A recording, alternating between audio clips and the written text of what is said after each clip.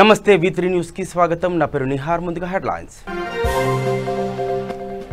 నాగర్ కర్నూలు జిల్లా తెలకపల్లి వద్ద ఎంపీ రేవంత్ రెడ్డి మాజీ MP Mallu Ravi arrest. Elluru lift irrigation ప్రాజెక్టుని సందర్శించడానికి వెళ్తున్న క్రమంలో అదుపులోకి తీసుకున్న పోలీసులు. సీఎం కేసీఆర్ ఎవరికి కనబడరన్న ఆందోళన మాజీ ఎమ్మెల్యే బాబు మోహన్. దుబ్బాక బీజేపీ అభ్యర్థి మాధవనేని రఘువందన్ మద్దతుగా ప్రచారం. రంగారెడ్డి జిల్లా రాజేంద్ర నగర్ సర్కిల్లో అర్ధరాత్రి భారీ శబ్దాలు. భయంతో ఇంట్లో నుంచి బయటికి పరుగులు తీసిన జనం.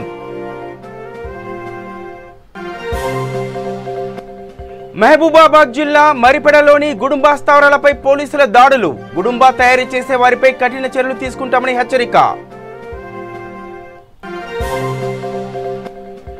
సమాచార హక్కు చట్టంతో పరిపాలనలో పారదర్శకత పెరిగిందన్న మహబూబ్ నగర్ డీఎస్పీ శ్రీధర్. ప్రజా ప్రయోజనం కోసం తెచ్చిన కాపాడుకోవాలని సూచన. రైట్, ఇక డీటెయిల్స్ చూస్తే ఎంపీ రేవంత్ రెడ్డి, మాజీ MP doctor Mallu Ravi, AICC secretary Sampath కుమార్ని అరెస్ట్ చేశారు పోలీసులు. కొల్లాపూర్ దగ్గర ఉన్న ఎల్లూరు లిఫ్ట్ ఇరిగేషన్ ప్రాజెక్టుని సందర్శించడానికి వెళ్తున్న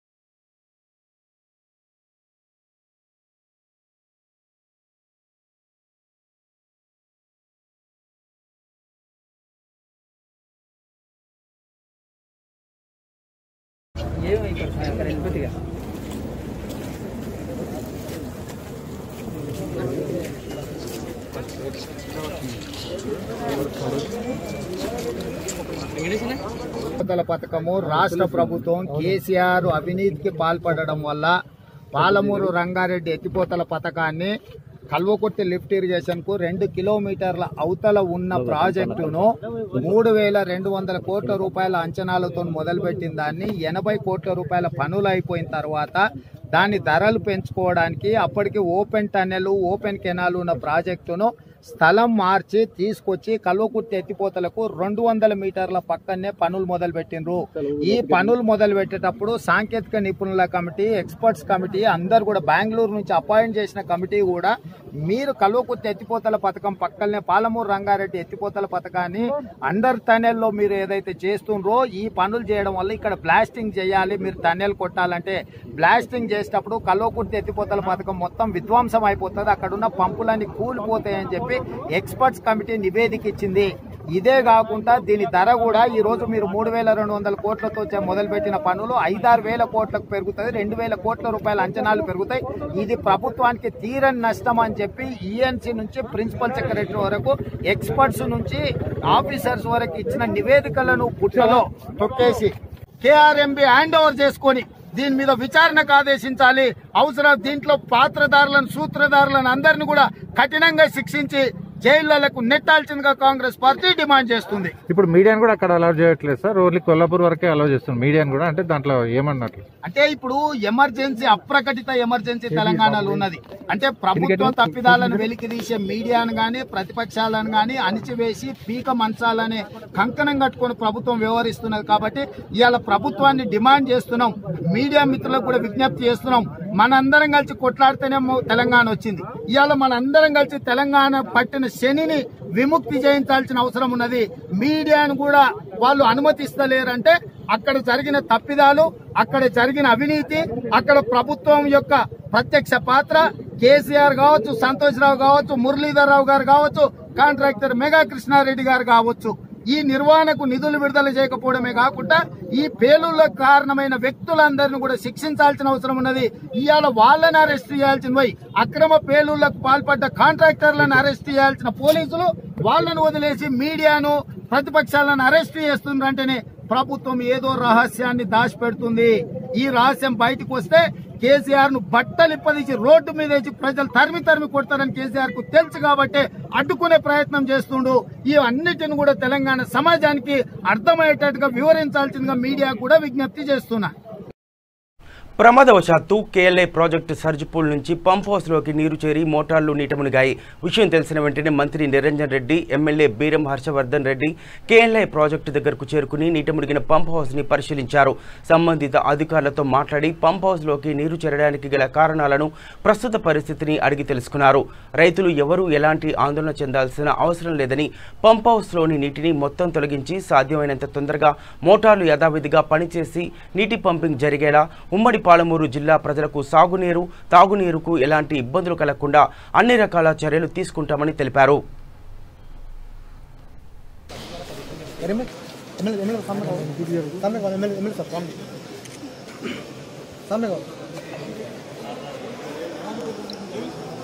కల్వకుర్తి ఎత్తిపోతలకు సంబంధించినటువంటి లిఫ్ట్ 1 మొదటి లిఫ్ట్ దగ్గర ఈ పంప్ హౌస్ నీట మునిగింది ప్రమాదవశాత్తు. ఈ ప్రమాదానికి సంబంధించినటువంటి కారణాలు తెలియవలసి ఉంది. మొత్తం నీళ్లు డీవాటరింగ్ అయితే తప్ప ఆ లోపల ఏదైతే సంఘటన జరిగిన సందర్భంలో వచ్చినటువంటి శబ్దం ఏదైతే అధికారులు చెప్తున్నారో, పంపు నడిచేటువంటి క్రమంలో శబ్దం వచ్చి సడన్గా బ్లాస్ట్ లాగా అనిపించి ఆ తర్వాత అది ఫెయిల్ అయిన కారణంగా అటు నుంచి డక్ట్ నుంచి వచ్చేటువంటి వాటర్ కంటిన్యూస్గా విపరీతమైన ప్రెషర్తో రావడం, రిజర్వాయర్లో చాలా పెద్ద ఎత్తున నీళ్లు ఉన్నాయి కాబట్టి ఆ ప్రెషర్కి నీళ్లు లోపలికి అతివేగంగా రావడంతో పంప్ హౌస్ మునిగిందనేటువంటి మాట వాళ్ళు చెప్తున్నారు. ప్రాథమికంగా మనకు ఉండేటువంటి సమాచారం అది. 2:54 నిమిషాలకు డ్రింకింగ్ వాటర్ కోసం ఇప్పుడు వాస్తవంగా అయితే పంపులు చాలా రోజుల నుంచి బంద్ ఉన్నాయి. కారణం ఏంటంటే మనకు అతి వర్షాలు ఉన్నాయి, భారీ వర్షాలు ఉన్నాయి, ఎక్కడికక్కడ నీళ్లు ఎక్కువై పొలాలన్నీ కూడా నీట మునిగిపోయే పరిస్థితి ఉంది. చెరువులు అన్ని నిండుకొని ఉన్నాయి, రిజర్వాయర్లు అన్ని నిండుకొని ఉన్నాయి. కాబట్టి పంపులను ఆఫ్ చేయమని చెప్పి గతంలోనే ఆదేశాలు ఇచ్చినాం. ఇప్పుడు ఇక్కడి నుంచే ఎల్లూరు నుంచే డ్రింకింగ్ వాటర్ సప్లై అంతా ఉంది. ఉమ్మడి జిల్లా స్టేషన్ కానీ, భూగర్భంలో నిర్మించే పంప్ స్టేషన్ కానీ, భూగర్భంలో నిర్మించే ఇతర ఏ రకమైన సాంకేతిక పరమైనటువంటి, శాస్త్రీయపరమైనటువంటి ఏ రకమైన నిర్మాణాలు తలపెట్టినప్పుడైనా ప్రపంచవ్యాప్తంగా అనుసరించేటువంటి విధానాలు కొన్ని స్టాండర్డ్స్ ఉంటాయి. ఆ స్టాండర్డ్స్ ప్రకారమే అక్కడ పని జరుగుతూ ఉంది. కాబట్టి మనం ఎవరూ ఆందోళన పడాల్సిన అవసరం లేదు. దానికి దీనికి సంబంధమే ఉండదు. అసలు ప్రపంచంలో ఏ శాస్త్రవేత్త కూడా చెప్పడం దానివల్ల ఇది అవుతుందని, అంత మూర్ఖపు విషయం అవుతుంది. దానికి దీనికి సంబంధమే లేదు. అందులో ఇక్కడ ఉండేటువంటి పంపులలో మధ్యలోది అది అయింది, ఈ చివరిది కాదు, మధ్యలోది అయింది. ఆ మధ్యలో అయింది కూడా ఏ సాంకేతిక సమస్య వల్ల అయిందనేది నీళ్లు తోడితే తప్ప మనకు తెలియదు. కానీ ఒకటేదైనా ఖరాఖండిగా చెప్పగలను. నేను కూడా సైన్స్ స్టూడెంట్నే, చదువుకున్న రోజులలో. కాబట్టి నాకు కూడా కొంత పరిజ్ఞానం ఉంది. పైగా ఈ ప్రాజెక్టుల కోసం 20 ఏళ్ల నుంచి అధ్యయనం చేసినాం. ఒక్కొక్క ప్రాజెక్టును రూపొందించేటువంటి క్రమంలో కేసీఆర్ గారితో పాటు మాది 20 సంవత్సరాల అధ్యయనం ఉంది. దీని వెనక ఒట్టి గాలి మాటలు నేను మాట్లాడను, చాలా బాధ్యతతో చెప్తున్నాను. ఎట్టి పరిస్థితులలో ఇది ఈ పంపింగ్ స్టేషన్లో తలెత్తినటువంటి సాంకేతిక సమస్య వల్లనే జరిగిందని మేము భావిస్తున్నాం. అది ఏ రకమైన సాంకేతిక సమస్య అనేటువంటిది నీళ్లు తోడితే తప్ప మనకు అర్థం కాదు సంపూర్ణంగా. కొద్దిగా మీరు కూడా అందరూ కూడా సమయం ఇచ్చి దయచేసి ఎట్లా వాస్తవాలు వెలుగులోకి వస్తాయి కాబట్టి అప్పటిదాకా ఈ స్టాండ్ను పక్కాగా మెయింటైన్ చేయండి. సీఎం కేసీఆర్ కరోనాలా ఎవరికీ కనబడరన్నారు ఆందోళ్ మాజీ ఎమ్మెల్యే బాబు మోహన్.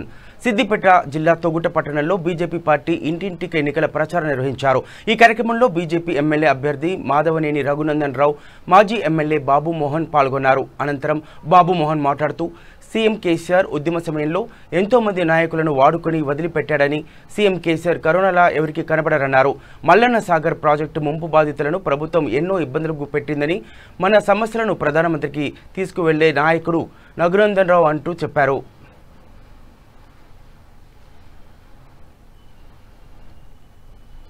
ఆహ్వానిస్తా ఉన్నాం అన్న. ఇప్పటిదాకా మీరు వచ్చినా కానీ సగం ఊరు మన ఊర్లో ఈ పక్కకి వెళ్ళి ఇట్లా వచ్చి ఆ గాంధీ ముందుకు సాగాల్సిందిగా సవినయంగా వేడుకుంటా ఉన్నారు. సమస్యని దాన్ని అంతు తేల్చుకుంటాడు ఈయన. మిగతా వాళ్ళైతే ఆడపోయి ఖర్చుగా కూర్చుంటారు, రోడ్డు కూర్చుని. గెలిపియండి, పని చేసేటప్పుడు గెలిపియాలి అన్న. అవునా కాదే? టికెట్ తమ్ముడు ఈయన తమ్ముడు పోడు, వాళ్ళని కొట్టనంటాడు. అసెంబ్లీలో మాట్లాడతాడు, ఏ టీవీలు అంటే ఆ టీవీలో మాట్లాడతాడు. మాట్లాడతా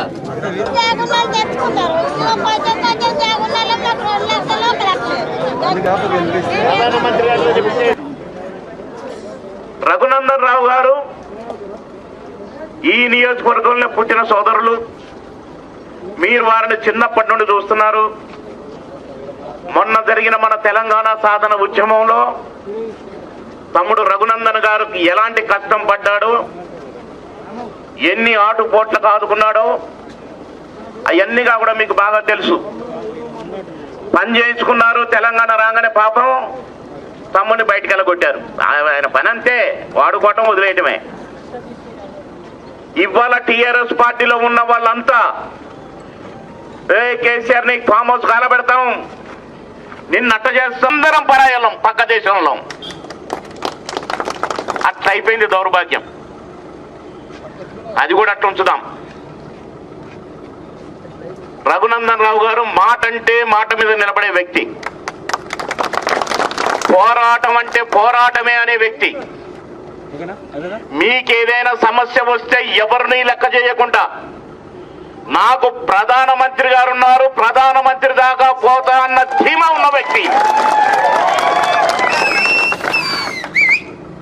ఈ ముఖ్యమంత్రి ఆయన ఎమ్మెల్యేలకే చేయడు, ఆయన మనుషులకు చేయడు, ఆయన మాట ఇచ్చిన వాళ్ళకు చేయడు.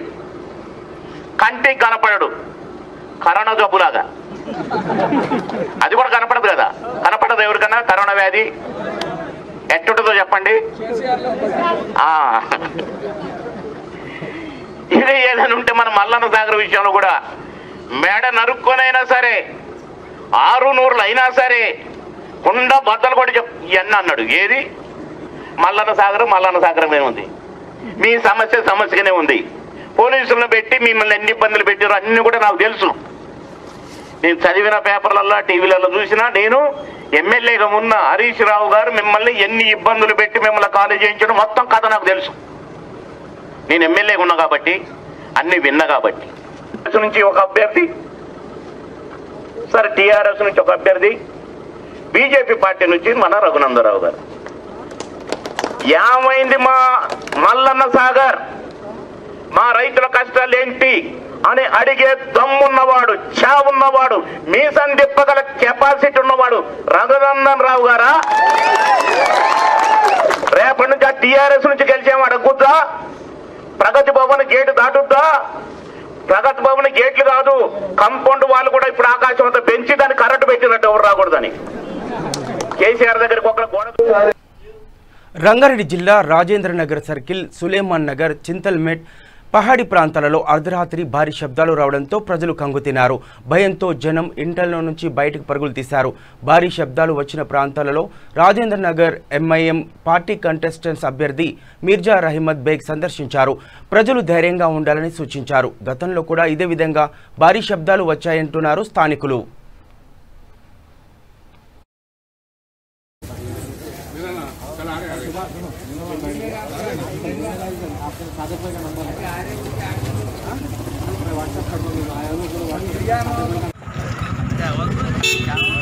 पूरे घरों में गाड़ी को जगह दो, गाड़ी जान दो।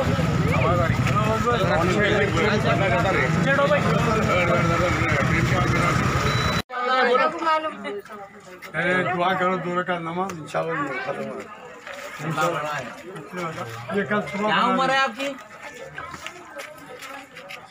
अरे गाय अरे भाई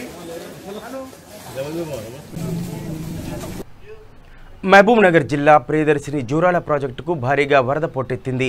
ప్రస్తుతం ఇన్ఫ్లో 5,20,000 క్యూసెక్కులు కాగా అవుట్ఫ్లో 5,29,224 క్యూసెక్కులు. పూర్తి స్థాయి నీటి సామర్థ్యం 9,657 టీఎంసీలు కాగా ప్రస్తుతం నీటి నిల్వ 4.225 టీఎంసీలు. పూర్తి స్థాయి నీటి మట్టం 318.516 మీటర్లు కాగా ప్రస్తుతం నీటి మట్టం 315.300 మీటర్లు.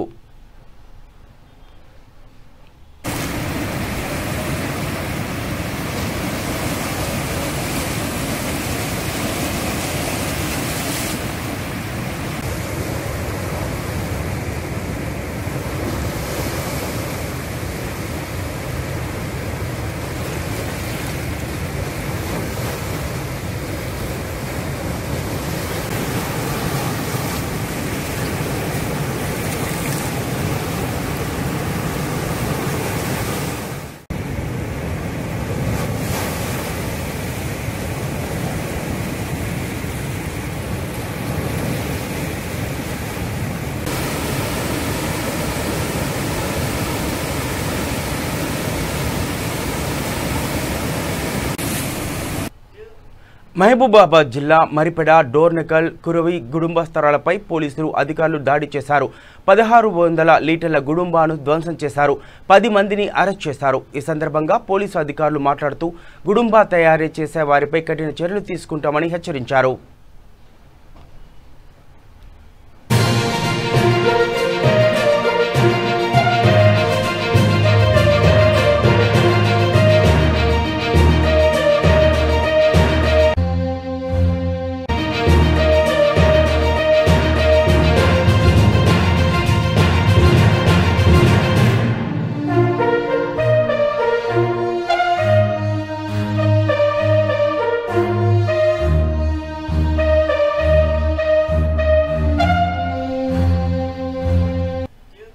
ప్రజలు కోరుకునే విధంగా బస్తీలను, కాలనీలను అభివృద్ధి పరుస్తున్నామని, ప్రధానంగా ప్రజలకు అవసరమైన మౌలిక వసతులను ఏర్పాటు చేయడం కోసం కృషి చేస్తున్నామని కొండాపూర్ డివిజన్ కార్పొరేటర్ హమీద్ పటేల్ అన్నారు.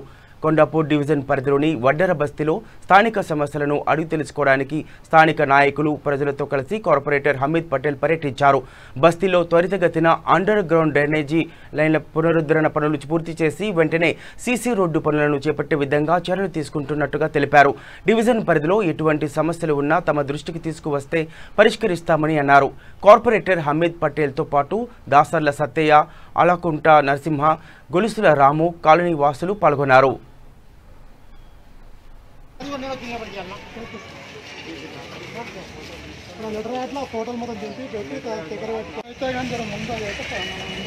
నేనే చెప్తున్నా కదా, నేనే పిలిపి చెప్పిన అడుగు మాట్లాడాలని మీరు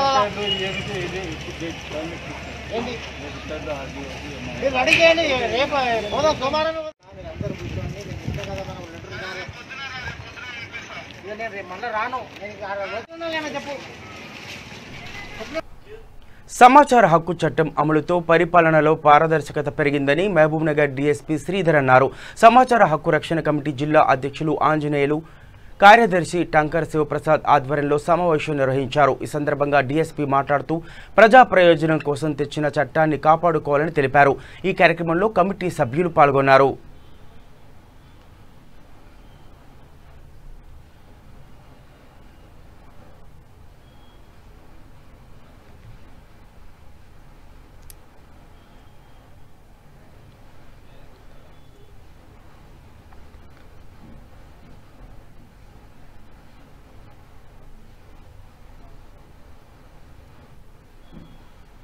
డేస్ కూడా తీసుకోము, ఇమీడియట్లీ మన దగ్గర ఇన్ఫర్మేషన్ ఇమీడియట్లీ ఇచ్చేసేస్తాం.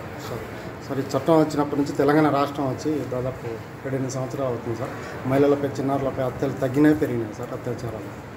అంటే ఇప్పుడు ఈ చట్టానికి దానికి సంబంధం లేదు, మహిళలపై హత్యలు ఇది అని చెప్పేసి. సార్ ఓవరాల్గా మర్డర్స్ మాత్రము యాక్చువల్లీ తెలంగాణ స్టేట్ వచ్చినాక తగ్గిపోయినాయి.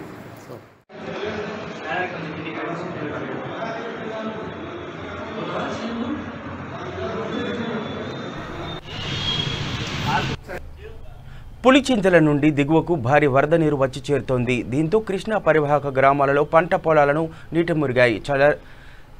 చల్లగరిగా, తాడువాయి, చామర్రు, కోనూరు, మునగోడు, మల్లాది, ధరణికోట, అమరావతి, వైకుంఠపురం గ్రామాలలో పంట పొలాలను వరద నీరు తాకాయి.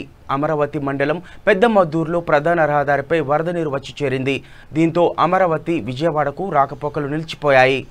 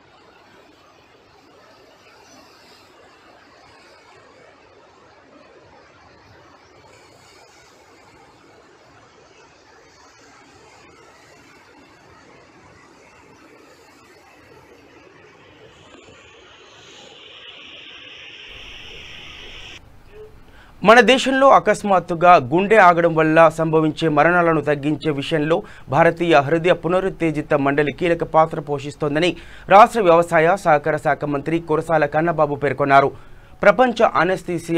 ప్రపంచ రిజిస్టర్డ్ ఏ హార్ట్ ఏడియంగా తూర్పుగోదావరి జిల్లా కాకినాడలోని రామ్కోస ఆడిటోరియంలో IRC దర్శకత్వంలో ప్రత్యేక కార్యక్రమం జరిగింది. ఈ కార్యక్రమానికి ఎంపీ వంగా గీత విశ్వనాథ్, ఎమ్మెల్యే ద్వారంపూడి చంద్రశేఖర్ రెడ్డి తదితరులతో కలిసి మంత్రి కన్నబాబు హాజరయ్యారు. దేశ విదేశాల్లోని ప్రఖ్యాత వైద్య నిపుణులతో వీడియో కాన్ఫరెన్స్ ద్వారా మాట్లాడారు. IRC నిర్వహిస్తున్న శిక్షణ కార్యక్రమాలతో ఎంతో మంది ప్రాణాలు నిలబడుతున్నాయని పేర్కొన్నారు. అకస్మాత్తుగా గుండె ఆగి ఒక వ్యక్తి అపస్మారక స్థితిలోకి వెళ్ళినప్పుడు ఆసుపత్రికి తీసుకెళ్లేలోపు 2 చేతులతో ఛాతీపై నొక్కి తిరిగి ఆ వ్యక్తి స్పృహలోకి వచ్చేలా చేసే ప్రక్రియపై పట్టణ ప్రాంతాలలో పోల్చితే గ్రామీణ ప్రాంతాల్లో అవగాహన తక్కువగా ఉందని వెల్లడించారు. ఈ నేపథ్యంలో గ్రామ వార్డు సచివాలయాలు కేంద్రంగా శిక్షణ కార్యక్రమాలు నిర్వహించాలని IRCకి సూచించారు.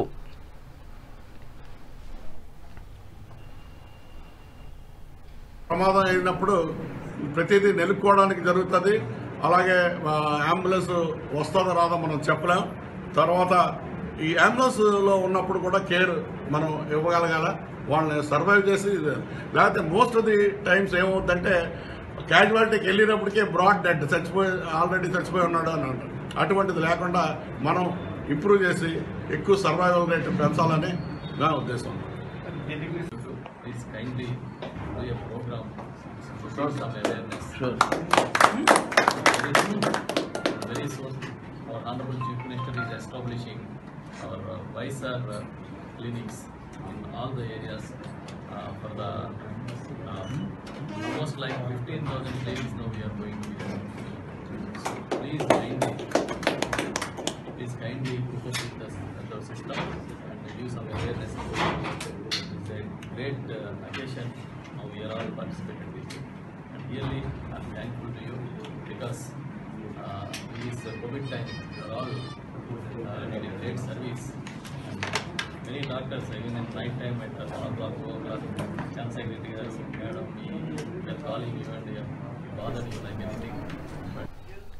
పేపర్ మిల్లులో కార్మికుల సమస్యల పరిష్కారానికి యాజమాన్యంతో పశ్చిమ గోదావరి జిల్లా రాజనగరం శాసనసభ్యులు జక్కంపూడి రాజా, వైకాపా సిటీ కోఆర్డినేటర్ సిగ్రా కోళ్లపు శివరామ సుబ్రహ్మణ్యం తదితరులు పలుమార్లు చర్చించినా యాజమాన్యం దిగిరాకపోవడంతో పేపర్ మిల్లులోనే జక్కంపూడి రాజా, CITU నాయకులు టి అరుణ దీక్ష చేపట్టగా శివరామ సుబ్రహ్మణ్యం దీక్షను ప్రారంభించారు. జిల్లా ట్రేడ్ యూనియన్ అధ్యక్షులు అడప వెంకటరమణ, నగర పార్టీ అధ్యక్షుడు సందెపు శ్రీనివాస్, జిల్లా అధికార ప్రతినిధి మేడపాటి షర్మిలారెడ్డి తదితరులు దీక్షకు సంఘీభావం తెలిపారు.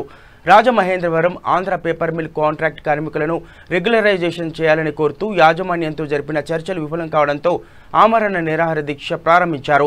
తక్షణమే కార్మికుల సమస్యలు పరిష్కరించాలని కోరారు.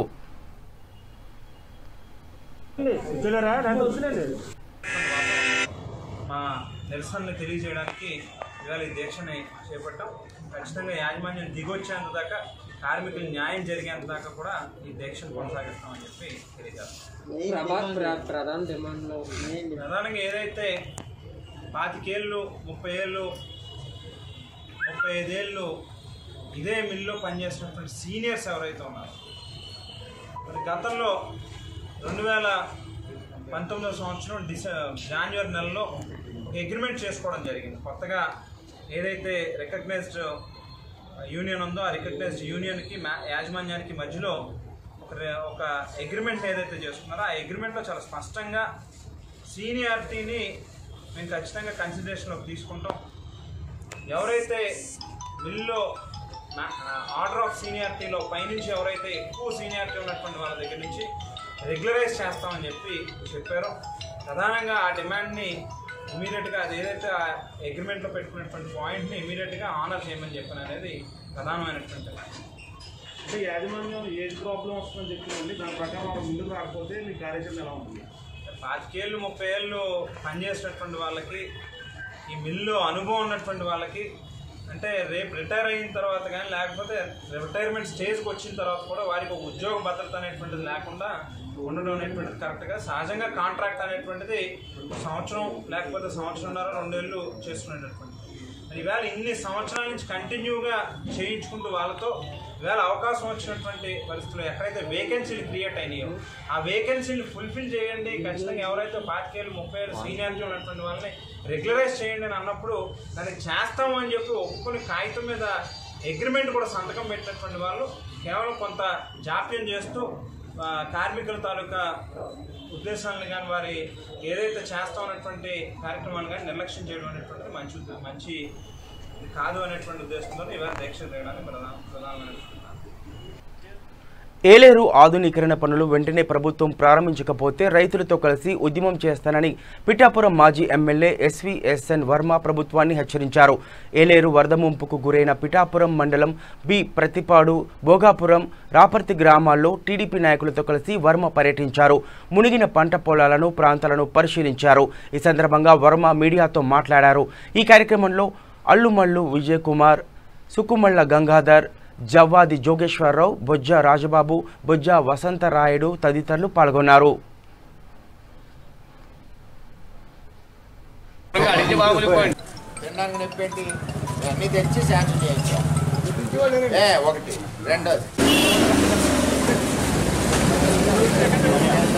కేజీ పెడుతున్నారు ఎంత ప్యాకెట్ ఎంత చెప్తున్నానంటే ఇవన్నీ పూర్తి చేసుకోలేదు. ఎవరికాయలు ఒక సంవత్సరం పంట వదిలేండి బాబా, ఒక 6 నెలలు లాగేద్దామంటే ఎవరు ఒప్పుకోలేరు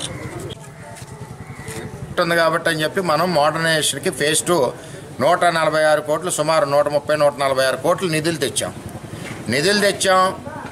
టెండర్ పిలిచాం, శంకుస్థాపన అయింది. సర్వే అవుతున్న టైంలో మీరు ఎందుకు అది క్యాన్సిల్ చేశారన్నది ప్రజలకి ఇప్పుడు గెలిచిన ప్రజాప్రతినిధులు సమాధానం చెప్పాల్సిన పరిస్థితి ఉంది. రైతులకు కూడా నేను ఒకటే విన్నవిస్తున్నా, మీ అవసరానికి నేను 3 ఏళ్ళు కష్టపడి ఆ ప్రాజెక్ట్ తెచ్చాను. ఈవేళ ఏదో మాకేదో పేరు వస్తే మా పార్టీ పేరు వస్తుందని చెప్పి అదే క్యాన్సిల్ చేశారు. మీరు తిరగబడి అడగాల.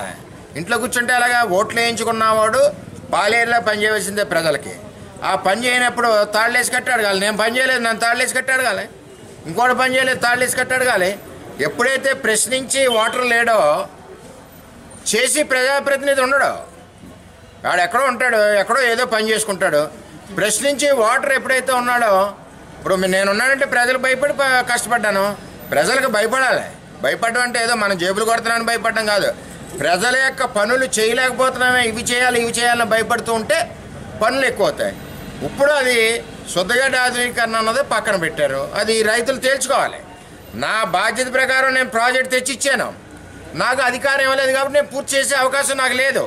నేను వండి కొండ పెడితే 15 నెలల నుంచి నువ్వు పని చేయడానికి నీకు నొప్పేంటి? పని చేయట్లేదు, ఎందుకు చేయట్లేదు చెప్పండి ప్రజలకి. అటు ఎంపీ సమాధానం చెప్పాలి, ఇటు ఎమ్మెల్యే సమాధానం చెప్పాలి. ఇద్దరు చెప్పను.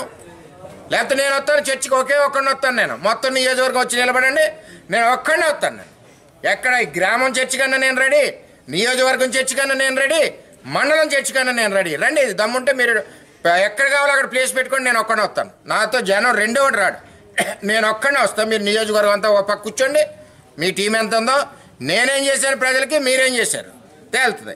ఇంత అన్యాయంగా ప్రజలు ఇలా ఎకరాల భూములు నాశనం అయిపోతుంటే చేమ కుట్టినట్టు కూడా లేకపోతే సిగ్గేస్తుంది మాకు.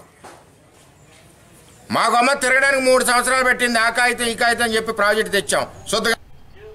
విశాఖ జిల్లాలో నాటుసారా తయారీ కేంద్రాలపై ఎక్సైజ్ శాఖ దాడులు నిర్వహించారు.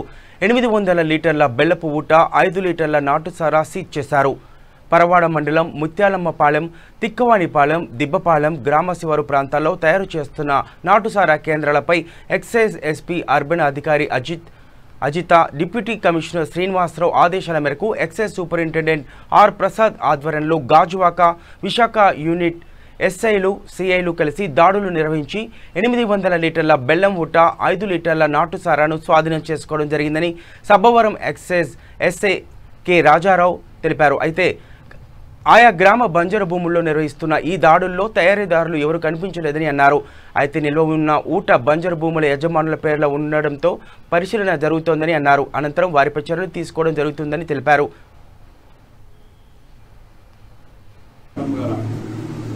ఎస్పీ అర్బన్ మేడం గారి ఆదేశాల మేరకు మేడం గారి పేరు అజిత విజయన్ల, తర్వాత మా డిప్యూటీ కమిషనర్ గారు టి శ్రీనివాసరావు గారు వారి ఆదేశాల మేరకు మా excise superintendent Gajuwaka R Prasad గారు వారి ఆధ్వర్యంలో నిన్న తెల్లవారుజామున 5 గంటలకు ముత్యాలమ్మపాలెం, దెబ్బపాలెం, పిక్కవానిపాలెం,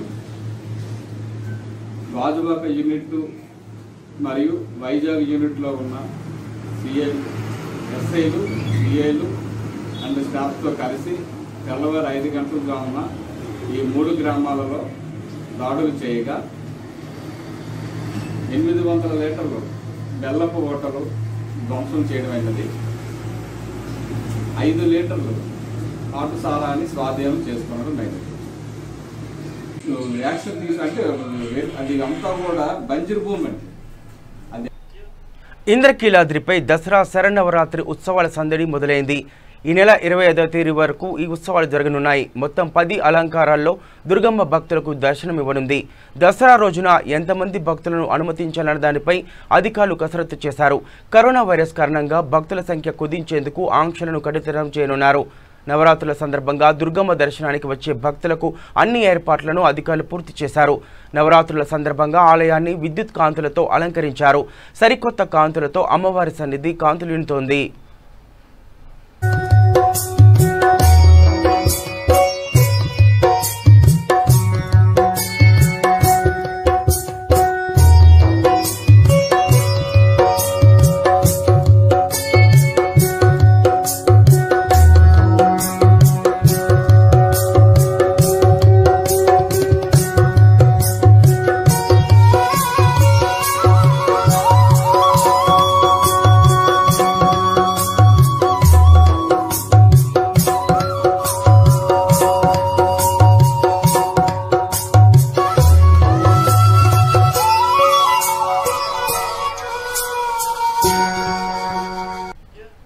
బులెటిన్ ముగించే ముందర హెడ్లైన్స్ మరోసారి చూద్దాం.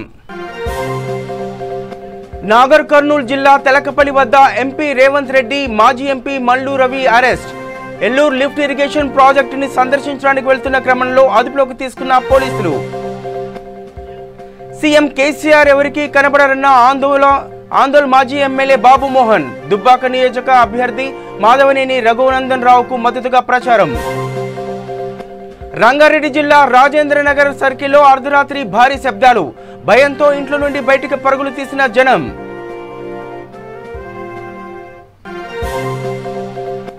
మహబూబాబాద్ జిల్లా మరిపడలోని గుడుంబా స్థావరాలపై పోలీసుల దాడులు. గుడుంబా తయారు చేసే వారిపై కఠిన చర్యలు తీసుకుంటామని హెచ్చరిక.